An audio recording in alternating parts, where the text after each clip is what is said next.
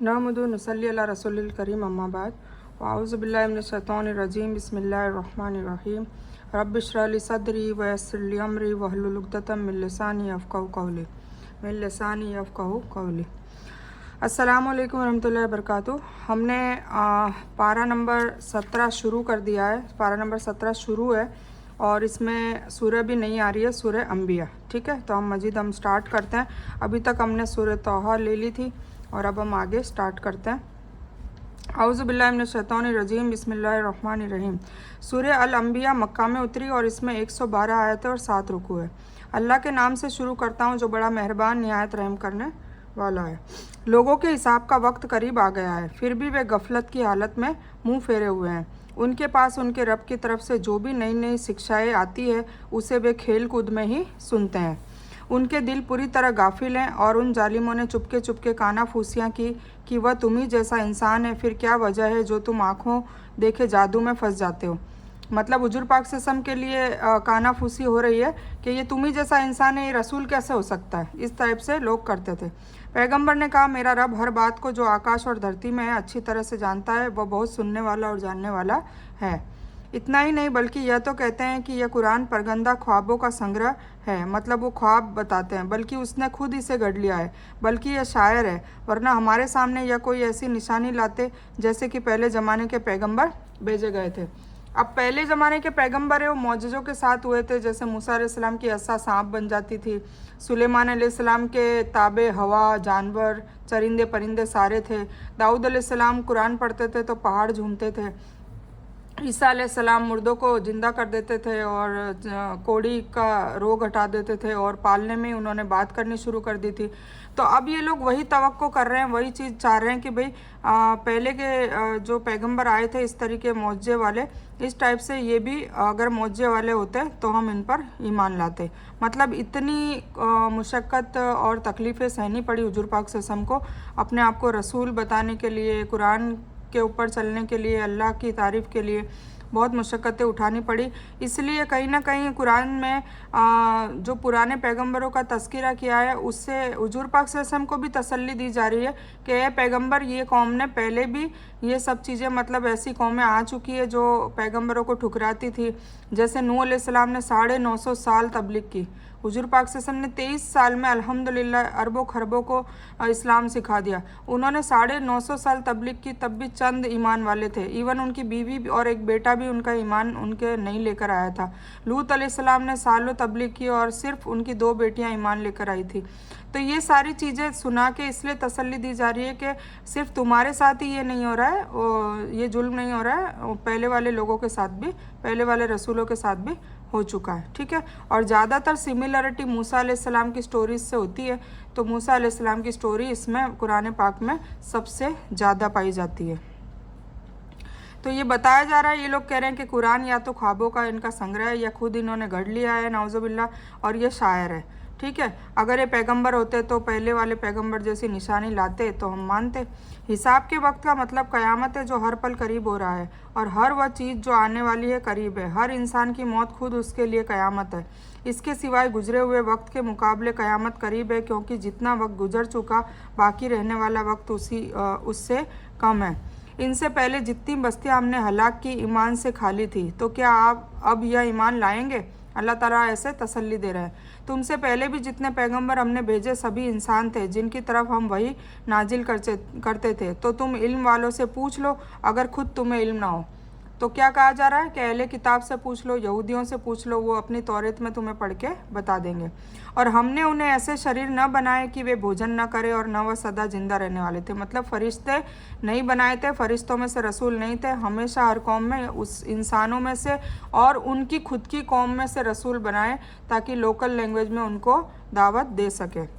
यानी सभी नबी मर्द थे, न कोई मानव जाति के सिवाय कोई नबी आया और न कोई मर्द के सिवाय। यानी नबूवत इंसानों के साथ और इंसानों में मर्दों के साथ खास तौर से रही है। इससे मालूम हुआ कि कोई औरत नबी नहीं हुई, इसलिए कि नबूवत भी उन फ़राइज़ में से है जो औरत के फितरी और तबई अमलों के दायरे से बाहर है। अहले ज़िक्र ज्ञानी लोग से मुराद किताब वाले लोग हैं जो पहले की आसमानी किताबों का इल्म रखते थे। उनसे पूछ लो कि पहले नबियों में जो गुजर चुके हैं वो इंसान थे या दूसरे। वे तुम्हें बताएंगे कि सभी इंसान थे। इससे कुछ लोग तकलीद का सबूत पेश करते हैं जो जायज़ नहीं। तकलीद में क्या होता है, केवल एक ख़ास इंसान और उससे संबंधित मुतालिक एक निर्धारित फ़िक्र को बुनियाद बनाया जाए और उसी के अनुसार काम किया जाए। दूसरा यह कि बिना किसी सबूत के उसकी बात को कबूल कर लिया जाए। जबकि आयत में अहले ज़िक्र से मतलब कोई ख़ास इंसान नहीं है, बल्कि हर आलिम है जो तौरात और इंजिल का इल्म रखता हो। इससे व्यक्तिगत अनुकरण का खंडन होता है। इसमें तो आलिमों से पूछने को कहा गया है जो आम लोगों के लिए ज़रूरी है, जिससे किसी को इनकार नहीं हो सकता, न किसी एक इंसान के दामन को पकड़ लेने का हुक्म है। इसके सिवाय तौरात और इंजिल आसमानी किताबें थी या किसी इंसान के अपने ख्याल। अगर तौरात और इंजिल आसमानी किताबें थी तो मतलब यह हुआ कि आलिमों के जरिए आसमानी किताबों के नियम मालूम करे तो जो आयत उचित मायना है, और अगर वह किसी एक ख़ास इंसान, गुरु या उसके शिष्यों के उपदेश की इस आयत से निकल आता है। लेकिन क्या आसमानी किताबें और इंसानों के जरिए लिखी गई फ़िक़ही किताबें दोनों एक ही जगह रखे जाने के लायक है ना? आसमानी किताब होती है। हम भी अगर इल्म की जानकारी कुरान और हदीस के अलावा किसी और किताबों से लेते हैं तो कोई मकसद हासिल नहीं होता। ठीक है, मेन तो किताब कौन सी है? कुरान, और फिर उसके बाद हदीस, और फिर हुजूर पाक सल्लल्लाहु अलैहि वसल्लम की सुन्नत है। फिर हमने उनसे किए हुए सभी वादे सच कर दिखाए। उन्हें और जिन जिन को हमने चाहा नजात दे दी और हद से बढ़ने वालों को हलाक कर दिया। बेशक हमने तुम्हारी तरफ किताब उतारी है जिसमें तुम्हारे लिए शिक्षा है, क्या फिर भी तुम अकल का इस्तेमाल नहीं करते? और बहुत सी बस्तियां हमने हलाक कर दी जो जालिम थी, और उनके बाद हमने दूसरी कौम को पैदा किया। जब उन लोगों ने हमारे अजाब का एहसास कर लिया तो उससे भागने लगे। भाग दौड़ न करो, और जहाँ तुम्हें सुख अता किया गया था वहीं वापस लौटो और अपने घरों की ओर जाओ ताकि तुमसे सवाल तो कर लिया जाए। वे कहने लगे हमारा बुरा हो, बेशक हम जालिम थे। फिर तो उनका यही कौल रहा, यहाँ तक कि हमने उन्हें जड़ से कटी हुई खेती और बुझी पड़ी आग कर दिया। हमने आकाश और धरती और उनके बीच की चीज़ों को खेल के लिए नहीं बनाया। ठीक है ना, खेल तमाशे के लिए नहीं बनाया। अल्लाह ताला कह रहा है हर चीज़ एक मकसद से पैदा की गई है और उसका एक ज़िंदगी में मकसद है। अगर हम इसी तरह तमाशा खेल चाहते तो उसे अपने पास ही बना लेते, अगर हम ऐसा करने वाले ही होते। बल्कि हम सच को झूठ पर फेंक मारते हैं तो सच झूठ का सिर तोड़ देता है और वह उसी समय नाबूद होता है। तुम जो बातें बनाते हो वे तुम्हारे खराबी का सबब है। और आकाशों और धरती में जो कुछ भी है अल्लाह का है, और जो उसके पास है, और उसकी इबादत से न सरकशी करते और न थकते हैं। वे दिन रात उसकी पाकीज़गी का बयान करते हैं और जरा भी सुस्ती नहीं करते। उन लोगों ने धरती से जिन्हें माबूद बना रखा है वह जिंदा कर देते हैं। अगर आकाश और धरती में अल्लाह के सिवाय दूसरे भी माबूद होते तो यह दोनों उलट पुलट हो जाते, है ना? ये सोचो कि अगर कोई माबूद और भी होता अल्लाह के सिवा, नौजुबिल्ला, तो वो कभी ना कभी तो अपनी ख्वाहिशें जाहिर करता ना कि सूरज हमेशा पूरब से उगता है, पश्चिम में डूबता है, तो मैं आज पश्चिम से उगाऊंगा, पूरब में डुबाऊंगा। समुंदर की जो लहरें हैं आज भूकंप मैं करूँगा, आज है ना बारिश ही बारिश कर दूंगा या सूखा कर दूंगा। तो ये सारी कुछ तो चीज़ होती ना। तो अल्लाह ताला कह रहा है कि अगर कोई ऐसा होता तो कुछ ऐसी हरकतें होती। ठीक है, तो ये बताया जा रहा है। तो बस अल्लाह का अर्श रब है, हर उस गुण से पाक है जो ये मूर्ति पूजक बयान करते हैं। इससे मुराद फरिश्ते हैं, जो ये फरिश्तों की बात करिए ना कि हमेशा दिन रात पाकीज़गी की बयान करते हैं और सुस्ती नहीं करते। तो वो किसके लिए बात हुई है? मुराद फरिश्ते हैं। वे भी अल्लाह के दास और बंदे हैं। इन शब्दों से उनकी इज्जत और एहतराम जाहिर होती है कि वे अल्लाह के करीब है, वो उसकी पुत्रियां नहीं है। मतलब लोग ये कहते थे कि नाउज़ुबिल्लाह फरिश्ते अल्लाह की बेटियां हैं, जैसा कि मुशरिक लोगों का अकीदा था। यानी अगर हकीकत में आकाश और धरती के दो ईश्वर होते तो इस दुनिया के हकदार दो ताकतें होती, दो का इरादा, अकल, मर्जी काम करती। अब दो की मर्जी और फैसला दुनिया में चलता तो ये दुनिया की व्यवस्था रह ही नहीं सकती थी जो शुरू से बिना रुकावट के चली आ रही है, क्योंकि दोनों की मर्जी में आपसी टकराव होता, दोनों की चाहत एक दूसरे के विपरीत दिशा में इस्तेमाल होती, जिसका नतीजा बिखराव और बर्बादी के रूप में पैदा होता। और अब तक ऐसा नहीं हुआ, तो इसका साफ साफ मतलब यह है कि दुनिया में केवल एक ही ताकत है जिसकी मर्जी और हुक्म चलता है। जो कुछ भी होता है सिर्फ उसी के हुक्म पर होता है, उसके दिए हुए कोई रोक नहीं सकता, और जिससे वह अपनी दया रोक ले उसको देने वाला कोई नहीं है। वह अपने कामों के लिए किसी के सामने जवाब दे नहीं और सभी उसके जवाब दे। मतलब कुछ भी वो काम कर रहा है तो किसी को जवाब देने की उसको ज़रूरत नहीं है, जबकि सभी लोगों को उसको जवाब देना पड़ेगा। क्या उन लोगों ने अल्लाह के सिवाय दूसरे माबूद बना रखे हैं? उनसे कह दो, लाओ अपना सबूत पेश करो। यह है मेरे साथ वालों की किताब और मुझसे पहले वालों का सबूत। बात यह है कि उनमें ज़्यादातर हक से अनजान है, इसी वजह से मुंह मोड़े हुए हैं। मतलब उनको उन तक दावत पहुंची नहीं है तो मुंह अब मोड़े हुए हैं। अब दावत पहुंचाने का काम किसका है? हम लोगों का।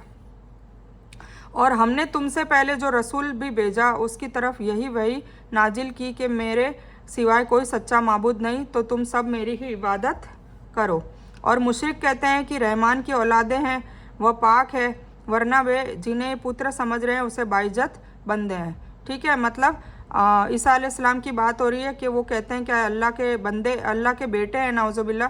तो अल्लाह ताला क्या कह रहा है कि वो उनके बाइज्जत बंदे हैं। मतलब ईसा अलैहिस्सलाम नबी हैं तो बाइज्जत है, मतलब उनको एक इज़्ज़त एहतराम दे रखा है। नबी हैं पर बेटे नहीं हैं। ठीक है, उसके सामने बढ़कर नहीं बोलते और उसके हुक्म पर अमल करते हैं। वह उनके पहले और बाद की सभी हालतों से वाकिफ़ है और वे किसी की भी सिफारिश नहीं करते सिवाय उसके जिससे वह अल्लाह खुश हो। वे तो खुद कांपते और डरते रहते हैं। ईसा अलैहिस्सलाम के बारे में बताया जा रहा है। इससे मालूम हुआ कि नबियों और साले लोगों के सिवाय फरिश्ते भी सिफारिश करेंगे। सही हदीस से भी इसका समर्थन मिलता है, लेकिन यह सिफारिशें उन्हीं के लिए होंगी जिनके लिए अल्लाह ताला चाहेगा। और जाहिर बात है कि अल्लाह ताला यह सिफारिश अपने नाफरमान बंदों के लिए नहीं बल्कि केवल पापी लेकिन फरमाबरदार लोगों यानी ईमान वाले और एकेश्वरवादी के लिए ही पसंद फरमाएगा। और उनमें से कोई कह दे कि अल्लाह के सिवाय मैं इलाह हूँ तो तुम उसे नरक की सज़ा दे। हम जालिमों को इसी तरह सज़ा देते हैं।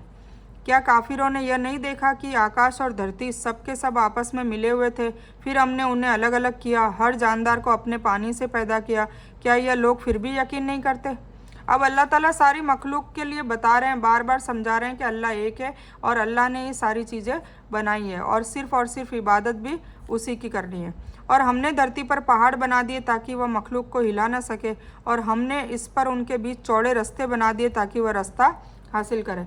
अब देखो, धरती खुद अपनी धरा पे घूम रही है, घूमते घूमते खुद भी अपनी धरा पे घूम रही है और फिर सूरज के आसपास भी घूम रही है। अगर ये घूमती होती और उसके ऊपर पहाड़ और वजन नहीं होते तो हम भी डगमगाते रहते हमेशा। तो क्या हम जी पाते ऐसी लाइफ? कभी भूकंप के झटके कभी कभार होते हैं तब भी हम बेचैन हो जाते हैं। ठीक है, तो अल्लाह ने कितनी बेहतरीन हमें सारी सेटलिंग करके दी है। और आकाश को हमने एक महफूज छत बनाया है, लेकिन वह लोग उसकी निशानियों पर ध्यान नहीं देते। और वही है जिसने रात दिन और सूरज चांद को बनाया, उनमें से सभी अपने अपने मदार में तैर रहे हैं ना, सभी अपने अपने उसमें दरा पर तैर रहे हैं। इसका मतलब आँख से देखना नहीं बल्कि दिल की आंखों से देखना है। यानी क्या उन्होंने सोच विचार नहीं किया या उन्होंने जाना नहीं? इसका मतलब वर्षा और चश्मों के पानी है, तब भी वाजे रहे, इससे तरावट होती है और हर जानदार को नई जिंदगी देता है। और अगर इसका मतलब मनी है तो इसमें भी कोई कठिनाई नहीं, क्योंकि हर जानदार के अस्तित्व का सबब वह पानी की बूंदें हैं जो मर्द की पीठ से निकलता है और स्त्री के गर्भाशय में जाकर एक नए प्राणी को जन्म देने का सबब बनता है। ठीक है, मतलब स्पर्म जो होता है वो औरत के शरीर में जाता है और फिर उसके रिहम में जाकर एक नई मखलूक पैदा होती है, जाइगोट बनता है, टर्मिनोलॉजी साइंस में बोलते हैं। औरत का जो ओवम होता है, अंडा बोलते हैं, जिसमें पीरियड्स आते हैं अपन को, वो ओवम से फिर वो स्पर्म जो होता है आदमी का, वो दोनों का मिलन होता है और दोनों मिलके एक जाइगोट पैदा करते हैं, एक मतलब एक अंडा बनता है और फिर उससे बच्चा पैदा होता है। यानी रात को आराम और दिन को काम के लिए बनाया है, सूरज को दिन की निशानी और चांद को रात की निशानी बनाया है ताकि महीनों और सालों का हिसाब लगाया जा सके जो इंसान के लिए खास ज़रूरत है ना। अगर रात दिन ये सब नहीं होते तो हम सालों का हिसाब कैसे निकालते? जिस तरह से तैरने वाला पानी के ऊपर तैरता है उसी तरह से चांद और सूरज अपने मदार में अपनी मुकर्रर रफ्तार से चल रहे हैं। और आपसे पहले हमने किसी भी व्यक्ति को हमेशगी नहीं दी, है ना, किसी को भी हमेशगी नहीं दी। फिर क्या अगर आप मर गए तो ये सदा के लिए रह जाएंगे?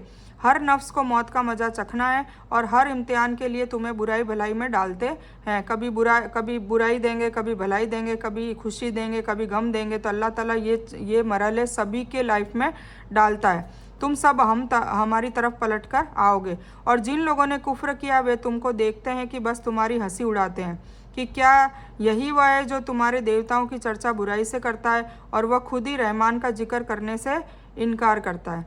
ठीक है, अब ये हुजूर पाक सल्लल्लाहु अलैहि वसल्लम के बारे में क्रिटिसाइज करते रहते हैं, इंसान पैदाइशी उतावला है, मैं तुम्हें अपनी निशानियां जल्दी दिखाऊंगा, तुम मुझसे जल्दी ना करो। और कहते हैं कि अगर सच्चे हो तो बताओ वह वादा कब पूरा होगा। मतलब देखो, खुद ही अजाब मांग रहे हैं क़यामत का। यह काफिरों के जवाब में है जो आप सल्लल्लाहु अलैहि वसल्लम के बारे में कहते थे कि एक दिन आपको मर ही जाना है।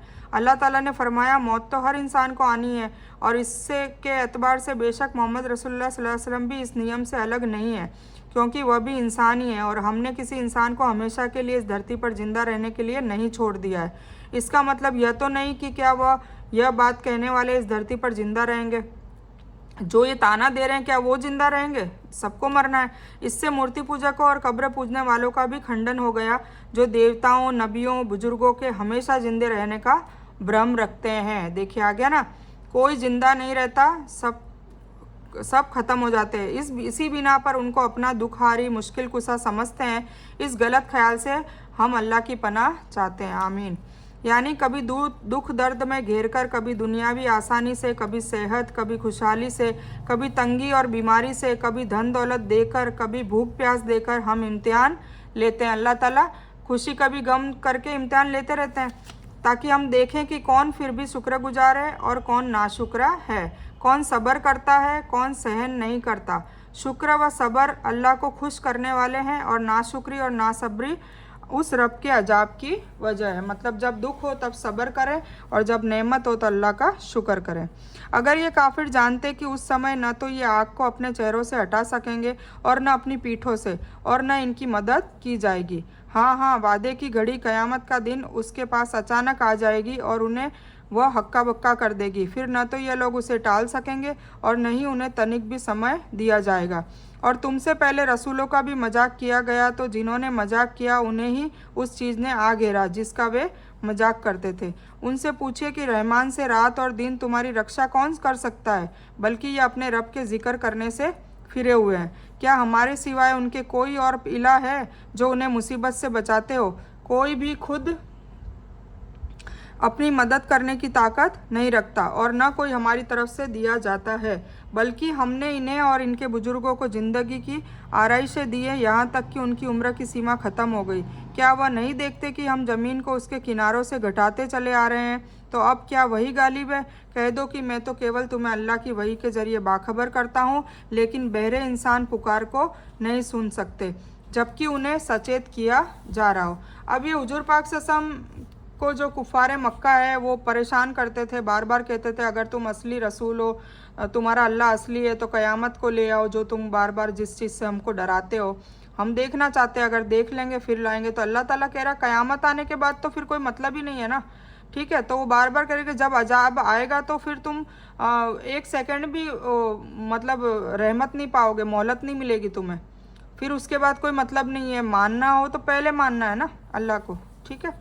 और अगर उन्हें तेरे रब के अजाब की भाप भी लग जाए तो पुकार उठेंगे, हाय हमारी बर्बादी, बेशक हम जालिम थे। और हम क़यामत के दिन उनके बीच ठीक ठीक तोल की तराजू ला रखेंगे, फिर किसी पर किसी तरह का जुल्म न किया जाएगा। और अगर एक सरसों के दाने के बराबर भी अमल होगा उसे हम सामने लाएंगे, और हम हिसाब करने के लिए काफ़ी है। देखिए हमारा हिसाब किताब होगा और तराजू रखा जाएगा जिसमें नेकियां और बदियाँ, नेकी और गुनाह तोले जाएंगे, और जिसका पलड़ा भारी होगा, नेकी का भारी होगा तो जन्नत मिलेगी, और गुनाह का भारी होगा नाउज़ुबिल्लाह तो जहन्नम मिलेगी, ठीक है। और यह पूरी तरह सच है कि हमने मूसा और हारून को फैसला करने वाली, रोशन और नेक लोगों के लिए नसीहत वाली किताब अता की। कौन सी? तौरेत। वह लोग जो बिना देखे अपने रब से डरते हैं और जो क़यामत से कांपते रहते हैं, और यह नसीबत व बरकत वाला कुरान हमने ही उतारा है, फिर भी तुम क्या इससे इनकार करते हो? तराजू का बहुवचन जमा है। अमलों को तोलने के लिए क़यामत के दिन या तो कोई तराजू होंगी या तराजू एक ही होगी, लेकिन उसकी ख़ास अजमत के लिए अमल की तादाद के हिसाब से इसे बहुवचन के तौर पर इस्तेमाल किया है। इंसान के अमल तो जिस्मानी नहीं, यानी इनके खुले तौर से कोई शक्ल तो नहीं है, फिर उसको तोला किस तरह से जाएगा? यह सवाल आज से पहले तक तो शायद कोई अहमियत रखता था, लेकिन आज के साइंसी आविष्कार ने इसे मुमकिन बना दिया है। अब इन आविष्कारों के जरिए बिना शक्ल और बिना वजन की चीज़ों को भी नापा तोला जाने लगा है। जब इंसान यह कुदरत रखता है तो अल्लाह ताला के लिए तो इन अमलों को जो बिना शक्ल के हैं तोलना कौन सा कठिन काम है, उसकी तो शान ही निराली है। ठीक है, अब हम यही इसको मुकम्मल करते हैं। नेक्स्ट हम नेक्स्ट उसमें वीडियो में लेंगे। तो इस बयान में कुछ भी दीन की अच्छी और हक बात आई है वो सिर्फ़ और सिर्फ अल्लाह की तरफ से, और बुरी या गलत बात जो गलती से या जज्बात में आकर मेरे मुंह से कुछ भी गलत वर्ड या कोई बात निकल गई हो तो मेरी तरफ से, और इस गलती के लिए अल्लाह अज़्ज़ व जल से और आप सभी लोगों से मैं माफ़ी की तलबगार हूँ। मैं कोई आलिमा नहीं हूँ, सिर्फ तालिब इल्म हूँ। अल्लाह मेरी कोशिश से आप सभी को सही नफ़े बख्श इल्म पहुँचाए और मैं आप लोगों की हिदायत और हिकमत में सदका जारिया बनूँ, बस मेरी यही तमन्ना है। आमीन सुम्मा आमीन या रब्बल आलमीन। रब्बना आतिना मिन लदुनका रहमतन वही लना मिन अमरिना रशदा। अल्लाहुम्मा सल्ली अला मोहम्मद व अला आलि मोहम्मद कमा सल्लैता अला इब्राहीम व अला आलि इब्राहीम इन्नका हमीदुम मजीद। अल्लाहुम्मा बारिक अला मोहम्मद व अला आलि मोहम्मद कमा बारकता अला इब्राहीम व अला आलि इब्राहीम इन्नका हमीदुम मजीद। व आखिरु दावाना अनिल हम्दुलिल्लाहि रब्बिल आलमीन।